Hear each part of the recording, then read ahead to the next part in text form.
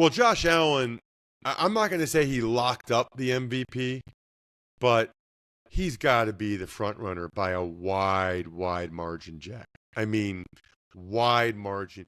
I think he's clearly the most valuable player in the league. Can you imagine the Bills without him? You're tuned in to the Ross Tucker Football Podcast, guiding your gridiron journey, none other than your host, former NFL lineman, Ross Tucker.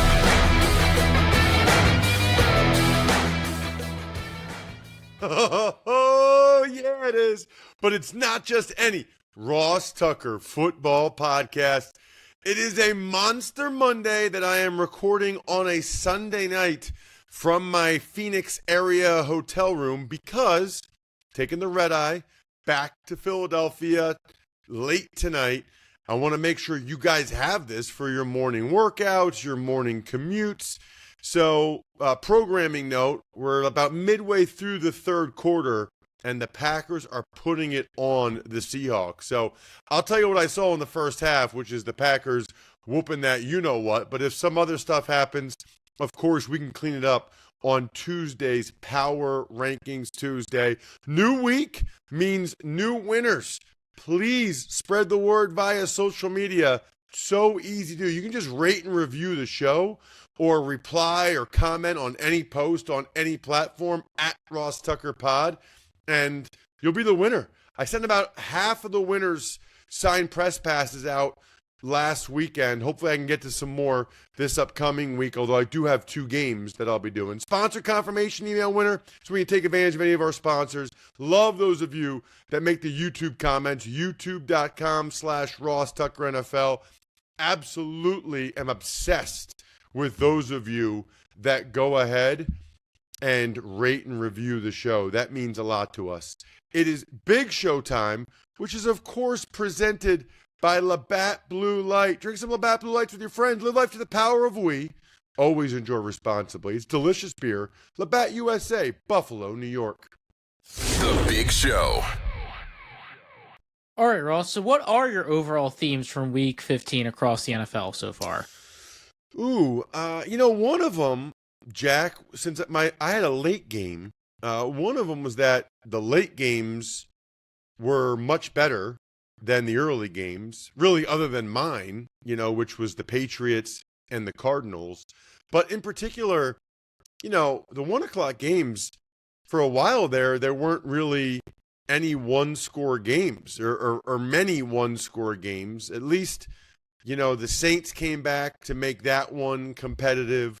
The Dolphins came back to make that one competitive. But for a while there, it was not a great sign for the NFL where those 1 o'clock games were. They weren't all that entertaining. So that was one that jumped out to me. The one that was a one-score game the whole time and very entertaining was the Jets and the Jags, actually. So that was one of my takeaways, is that the early games were really not that great. Another takeaway, a lot of scoring. Felt like a lot of scoring. I mean, I think a lot of us anticipated that from that game between the Bills and the Lions, which absolutely lived up to the hype, at least from a scoring perspective. And the Lions made it a one-score game late. Very similar, by the way, score-wise to the Bills-Rams last week. It's kind of bananas, actually, that they played in 2 games like that, back-to-back. But that was another big takeaway, was just a lot of points. Even the Jets and Jags, the aforementioned Jets and Jags, scored a lot of points. So you don't see that very often. Titans-Bengals. The other thing I guess I would say, speaking of Titans-Bengals, felt like there were a lot of wild, careless turnovers in the games. I mean, Will Levis kind of reverted back to some of the things that we've seen from Will Levis earlier in the year. You think about Jonathan Taylor dropping the ball as he's going in for a touchdown. Absolutely cannot happen. There is no excuse for that whatsoever. And it's just a killer. It's an absolute killer when he does that. But the Cowboys put up 30 points. That was another one that was low scoring, high scoring. The Ravens put up 35. I mentioned Arizona Cardinals put up 30. I mentioned the Bengals 37. Titans 27. Broncos ended up putting up 31 points, even though they were trailing late in that game. The Bucks put up 40. So I would say high-scoring games was one of the ones that jumped out. But yes, the careless turnovers. I mean, you go right down the line with the games. Bryce Young had a bunch of careless turnovers. Jameis Winston, Tua Tagovailoa, the Giants, of course. Both Burrow for the Bengals and Will Levis did.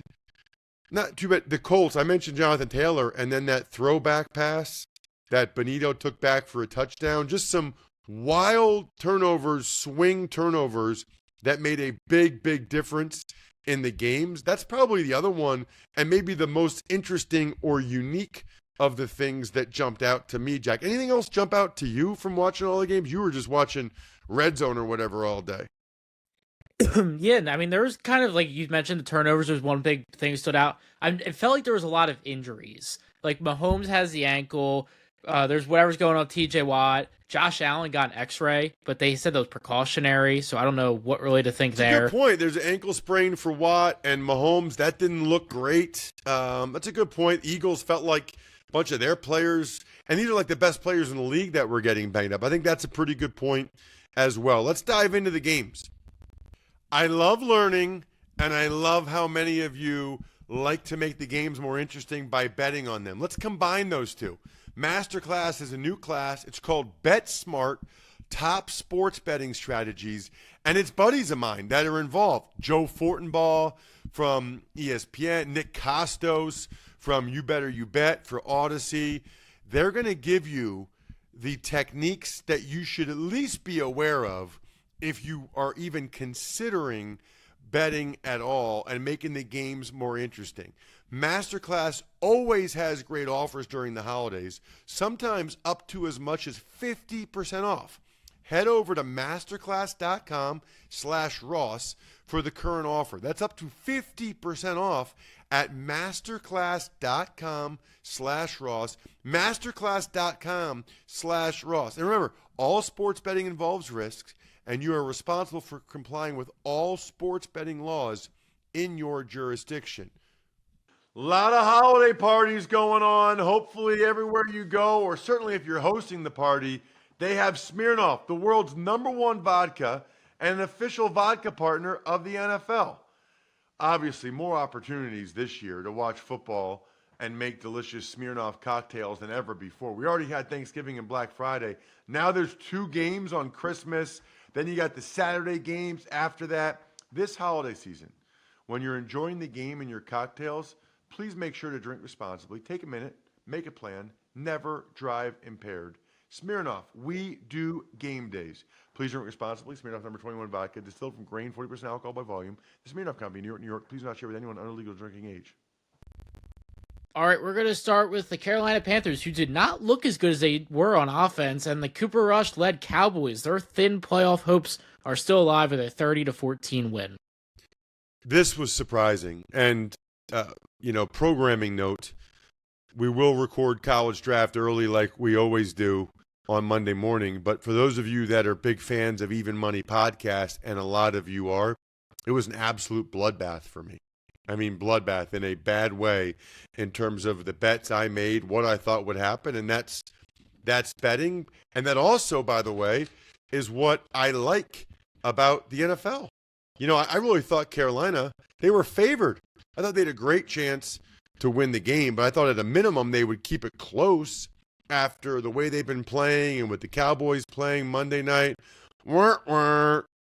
Cowboys defense got all over them. Micah Parsons, who for my money is, I don't know if he's the best defensive player in the NFL. I think he's the most unique defensive player in the NFL, maybe the most gifted.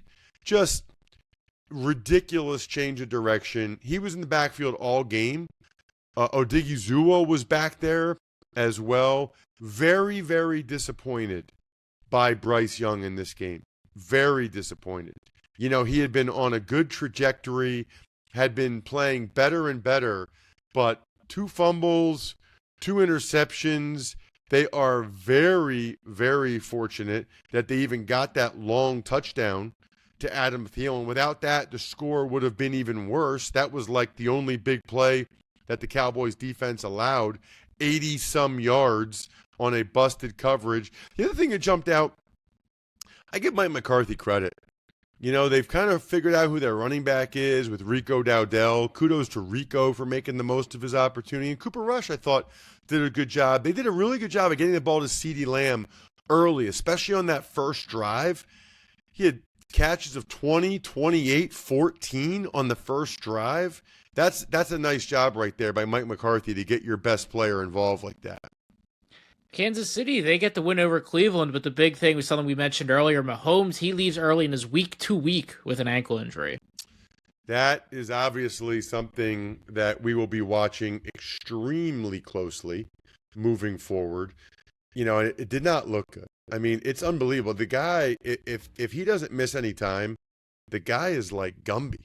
I'm just blown away that he is able to, you know, suffer injuries like that look that bad and maybe still be able to play next week. I mean, you just wouldn't expect that typically from the way that looked.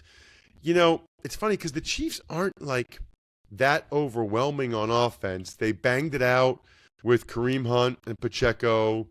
Patrick Mahomes finds a way on third down to convert them. The Browns made their typical mistakes. You can't muff a punt against the Chiefs and give them a touchdown like that. Jameis Winston throwing the ball up for grabs. He was eventually benched for Dorian Thompson-Robinson.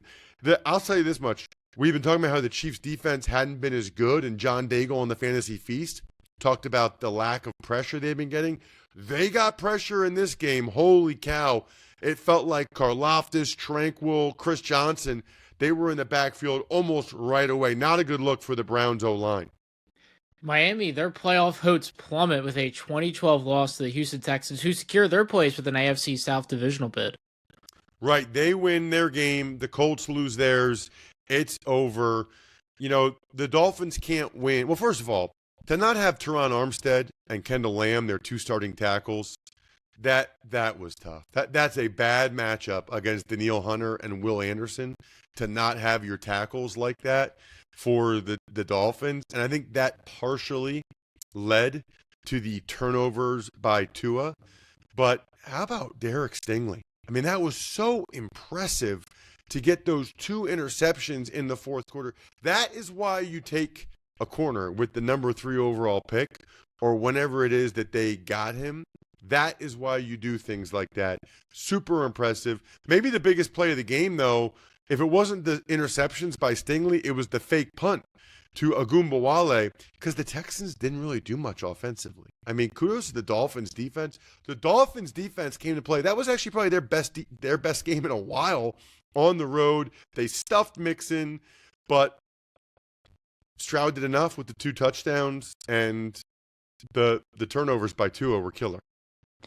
An unexpectedly exciting game. The Jets, they get a last-second touchdown to beat the Jacksonville Jaguars 32-25. Yeah, and I was not expecting to say that Davante Adams had the 11 Oaks hungriest performance of the week. Genuine Wagyu beef, Angus beef, heritage breed pork, free-range chicken. It's delicious. You've seen my stuff on social media, Facebook and Instagram, at Ross Tucker NFL. You can shop in person at the farm store.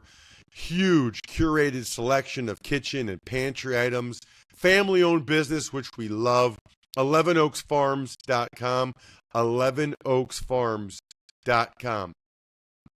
Davante Adams, so much respect for the way he played. Look, their season is over. I don't even think he had a catch till like the third quarter, and they go out there and put the team single-handedly on your back, almost 200 yards receiving, all in the second half. That is incredible. Kudos to Davante Adams. I love veteran guys that are reliable and they're still playing their heart out in quote-unquote meaningless games. That's why Davante Adams is my winner this week of the hungriest performance. Other than that, Jack, you know, Brian Thomas Jr., he was almost as good as Davante Adams on the other side. He was fantastic in this game, and it felt like the Jags had control of it until they could not stop the Jets to save their life late in the game. Washington, they were ones that held on for dear life with a 20-19 last-second win over the Saints. Yeah, what the heck, man? It was 17-0. They were absolutely rolling. Jaden Daniels was back going against his, the team where he went to college at LSU. He's 80% completion percentage. Throwing it to Terry McLaurin. He actually missed McLaurin a couple times. But the point is Washington looked awesome. Looked like they were going to have a very comfortable win, like I expected. Kudos to Darren Rizzi. He benched Jake Haener at halftime. Haener was not playing well.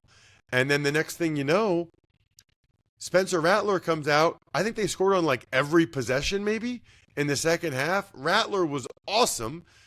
Programming note, Rattler will start until Derek Carr comes back. They should actually they should actually start Rattler the rest of the year. I know he had a chance earlier, but we've seen this with other quarterbacks, Richardson, Bryce Young, that play, then they sit. I think I'd rather see what Rattler has for the rest of the year if you're the Saints to see what he – but he hit deep shots to Valdez-Scantling. I thought Rizzi made the right call going for 2 in that situation. That would have been a brutal, brutal loss for the Commanders, but they got it. The Ravens, they stomped the Giants 35-14.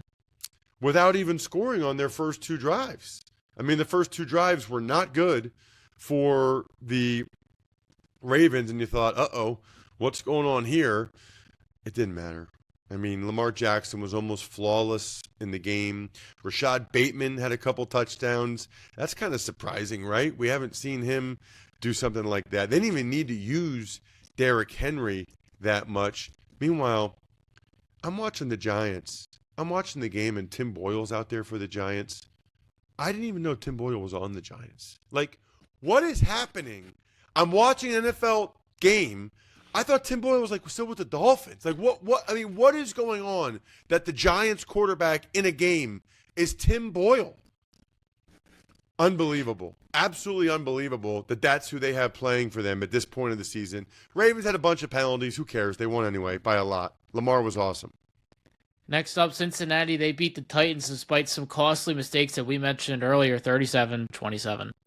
Yeah, Burrow had a couple picks, and the Titans had the lead. That was actually one of the other themes, Jack, is teams blowing or almost blowing big leads, because the Titans had a lead, and then the Bengals came back.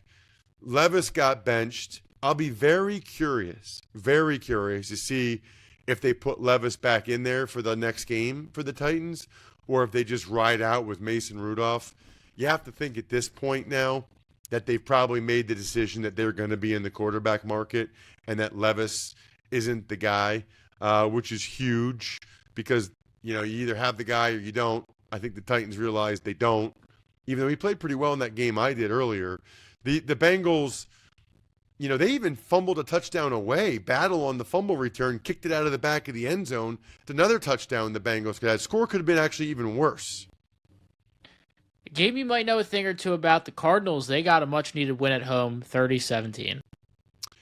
I just realized I forgot to post the press box food from Arizona, which I will figure out somehow, some way to do at some point this week. So, Jack, don't let me forget to post that at some point. It was very good. I had an awesome salad, and then they had this crazy, pork loin, and they would cut it up into, they would slice it up, and I put that on top of my bed of lettuce and, carrots and cucumbers, trying to be healthy. They had ice cream at halftime. I had a Snickers ice cream bar and a Chipwich. They had Coke Zero. It was definitely an A for Arizona. And that was their performance on the field, primarily led by James Conner.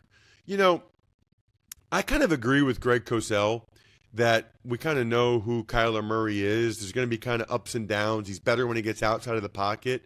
But this team goes as James Conner goes. This team needs to continue to find a way to get him involved. He had 110 yards rushing. He did a good job receiving as well. Scored a couple of touchdowns.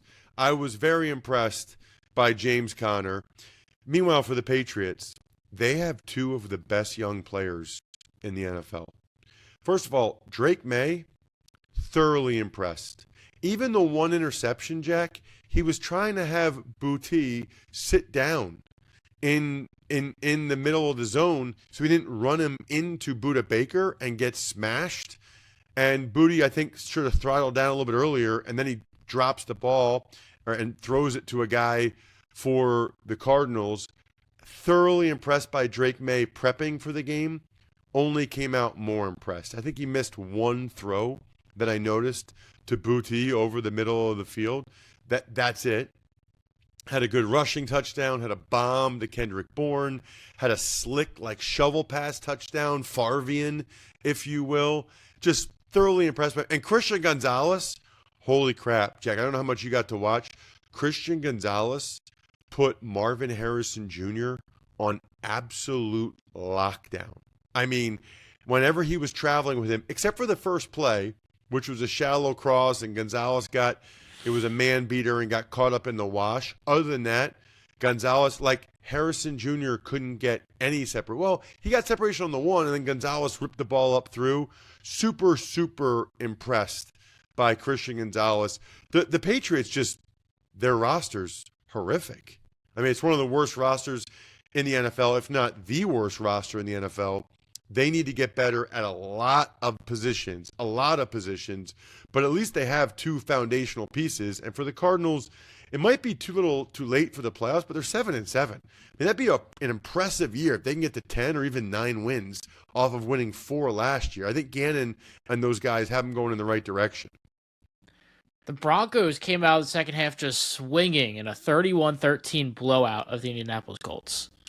How do you win 31-13 when you throw 3 interceptions like Bo Nix did? I'll tell you how. The other team fumbles the ball before they go into the end zone. They drop it like Jonathan Taylor. You have a Nick Bonito, who, by the way, should absolutely be in the conversation for Defensive Player of the Year. You have a Nick Bonito pick 6. I mean, he might even be, I don't know who the favorite is, but he should be up there, like way, way up there. You have Marvin Mims making plays on special teams. I mean, these are all the things that happen and have to happen for you to win that much when your quarterback throws 3 picks. I'll say this, though. Bo Nix just keeps battling. Bo Nix keeps firing. That's one of the things I love about him. You know, even though they were down, he didn't let it get to him. Love that. Anthony Richardson, you can't play. It's very hard to play in the NFL when your quarterback misses some of the throws that he misses. I don't know if it's ever going to happen for him, that he's going to be more consistent with some of those throws that he misses, because it's rough. A game that certainly lived up to the hype. The Bills, they win in a shootout with the Lions, 48-42. Well, Josh Allen, I'm not going to say he locked up the MVP, but he's got to be the front runner by a wide margin, Jack. I mean, wide margin. I think he's clearly the most valuable player in the league. Can you imagine the Bills without him? I mean, it's just incredible to watch. He's so entertaining. The Lions could not stop him. So the good news for the Bills, obviously, is they're firing on all cylinders, and they ran the ball so well with James Cook, which is such an awesome sign for them moving forward, that they've got James Cook running that well. But on the flip side, for the Lions, I'm so sad about these injuries. This time it was Carlton Davis and Aleem McNeil, and Dan Campbell said after the game that it might be season ending for both those guys. What the heck? I'm so upset for Lions fans. You know, it's just not cool. Like, they have such a great team. Jared Goff threw for over 400 yards, 5 touchdowns, no picks, and they still lost. That doesn't happen in the NFL. I just am very, very sad right now about the Lions injuries. No, I'm not a Lions fan, never played for them, nothing like that, but it still bothers me quite a bit. I don't know if they're going to be able to overcome it. I don't know if they're going to be able to overcome these injuries that they're suffering right now. It's very, very disappointing. Mike Evans and the Tampa Bay Buccaneers explode on offense in a 40-17 beatdown of the LA Chargers. That surprised me. I was not expecting it to be this lopsided. You know, early on, there was some turnovers by the Bucks, which kept the Chargers in it. After that, it was all every time you watched, it was like Mike Evans catching bombs, Bucky Irving going for long runs. He makes a difference when he's back in the lineup for them for sure. Mike Evans was incredible. Again, 159 yards. He is, to me, easily a Hall of Famer. And the Chargers, they were horrible on both sides of the ball. They gave up over 500 yards of offense, and they did nothing themselves offensively. Philadelphia's defense shuts down the Pittsburgh Steelers without George Pickens, 27-13. They did. Now, there were some costly penalties for the Steelers, and the Najee Harris fumble, that was an absolute killer, obviously. But other than that, you're right. The Eagles' defense was excellent. Story of the game, though, I thought was Jalen Hurts and the Eagles' passing game. Their offensive line so good. You know, the Steelers were all in on trying to stop Saquon Barkley and make Jalen Hurts beat him, which, by the way, is exactly what you should do, right? Like, make Jalen Hurts make the throws. The problem is when he does. You know, when he does make the throws, then you've got major, major problems, and that's exactly what happened in this game. Hurts was making the throws left and right, and the Eagles, Jake Elliott was good. I said that in the Ross Report on social media, at Ross Tucker NFL, but just thoroughly impressed by Hurts getting the ball to A.J. Brown and Devontae Smith in this one, and super, super important win for the Eagles, who now are tied atop the NFC with the Detroit Lions. They just controlled the game against Seahawks in a big primetime matchup. Yeah, I mean, it's not over yet. Now that we're still talking, it's four, but nothing's changed. It's 23-6. It's been totally dominant by the Packers up front. I got to tell you, I think the Packers are going to be a tough out in the playoffs. If they can play this way up front, I watched a lot of the Seahawks getting ready because they played in the last 3 weeks. The Seahawks had been beating up other people up front, and now the Packers came out and they beat them up front, both sides of the ball. Huge win for the Packers unless the Seahawks score 3 touchdowns in the next 8 minutes. I think we're done here. Thanks for tuning in to the Ross Tucker Football Podcast. Make sure to also check out Even Money, Fantasy Feast, and College Draft, all on the DraftKings Network, YouTube, or subscribe to the podcast on your favorite platform. Shout out myfrontpagestory.com. You got to love myfrontpagestory.com. Best holiday gift I've ever heard of. And if you get one for a loved one, I promise I will send you a signed autograph in the mail. BackOfficeSchedule.com, HumanHeadNYC.com, Sporticulture,